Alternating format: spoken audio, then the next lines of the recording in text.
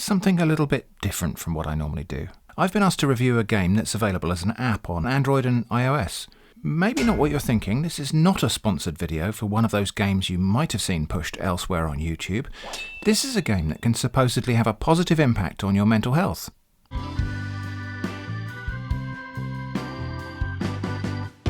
So a company called Healing Habits contacted me and asked me to review Happy GameFace. They're not paying me for this review, and that's a good thing, because it means I can try to be more objective, and also because they're a charity whose profits go to mental health and suicide prevention research charities. Without further ado, let's get stuck into installing the game and getting started. I was very pleased to see that the app doesn't ask for any special permissions when it's installed. That's nice. I was not quite so pleased to see that before I can even play it or look at gameplay, I have to sign up. I signed up as Merton Snurden, one of my scam baiting accounts. There was a long set of terms and conditions. I looked it over and it all seemed pretty generic. There was also an email verification step, but I was able to access the game before I completed this. Anyway, moving on, let's play the game. The gameplay is pretty simple. You're presented with a grid of 9 faces. You tap on the one that you think looks happiest. Apparently the science behind this is that it will modify your attention bias, so that you tend to notice positive reactions from people and pay less attention to negative interactions. I'm not qualified to judge the veracity of that claim, so I'll link to the Healing Habits webpage where there are details they have published to back this up, so you can read it for yourself. I will say that I do know we can train our attention and this will form different habits. My reason for believing that is sort of weird, but maybe you'll find it interesting. For a whole year, I set out to pick up any coins I saw on the ground and save them all up in a jar. The notion was to see if I could collect enough loose change to buy a family Christmas dinner. More details about this on my website, link in the description. But anyway, after a week or two of consciously looking for coins, I noticed something happen to me. It was almost as if I felt a palpable tug on my attention toward a dropped coin. I found that I could spot them easily in very poor lighting and at surprisingly long distances. In fact, it felt a lot like I wasn't spotting them at all, but rather like someone else was spotting them for me and then drawing my attention to them. On other occasions, I've done the same sort of thing with finding sea glass on the beach. After a bit of initial training to do a thing, that thing sort of gets handed off to a less conscious part of the brain, and it runs there in the background until it's needed. Different scenarios, I know, but the point is, practicing a thing primed my brain to be more receptive to it.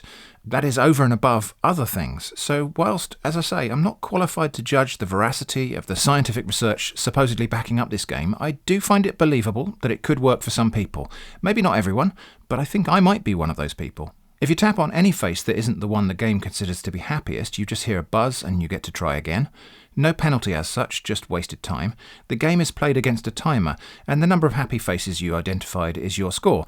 At the end of my first game, I immediately thought to myself, I can beat that, so the game does have a bit of stickiness to it.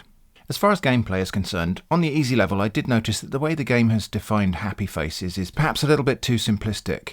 It's the ones with an open smile, and when I try to play fast, there's a tendency to focus so that all I'm really noticing and clicking on is visible teeth. And 1 or 2 of the faces that the game defined as happy looked a little bit like Hide the Pain Harold, and this guy looks more surprised than happy to me. Some of this is probably because many of the faces in the game are generated by an algorithm, and the ones that are real photos are obviously posed with an expression, so the notion of the range of happiness to sadness is probably a bit more artificial, regimented, and less realistic than you would find in the natural expressions on the faces of a group of real people.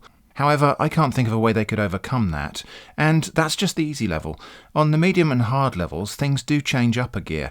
You're presented with grids containing more faces, 12 on the medium level and 16 on the hard level, and on those 2 difficulty levels there's an additional time element, where if you don't find the happy face in time, the whole grid changes to new faces and you have to start searching again. And also on the medium and hard levels, the happiest face in the grid isn't always showing an open smile, so my earlier reservation about it maybe being too simple was perhaps a bit hasty. Apparently you can donate your own face to be included in the game. It only involves taking pictures, not actually donating your real face, but I didn't do that. What else? There's a dark mode of sorts, for those of you who care about that, but when you play in dark mode, the backgrounds on the faces are still mostly light. I guess there's no easy way around that. I did worry that there might be a possibility for that weird optical illusion that occurs when you focus on a thing and faces in the periphery of your view change. They end up looking malicious, but that definitely didn't happen here.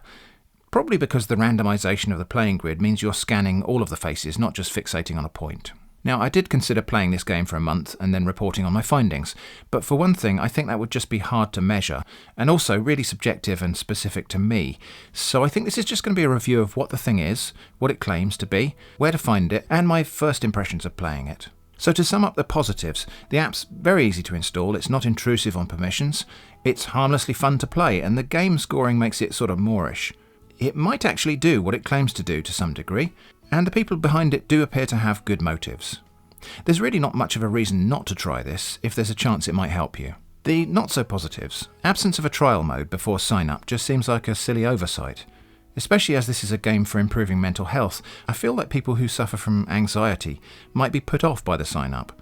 Part of my reason for making this video is in fact so that people can get an idea of the gameplay and the sign up process and make an informed decision about that.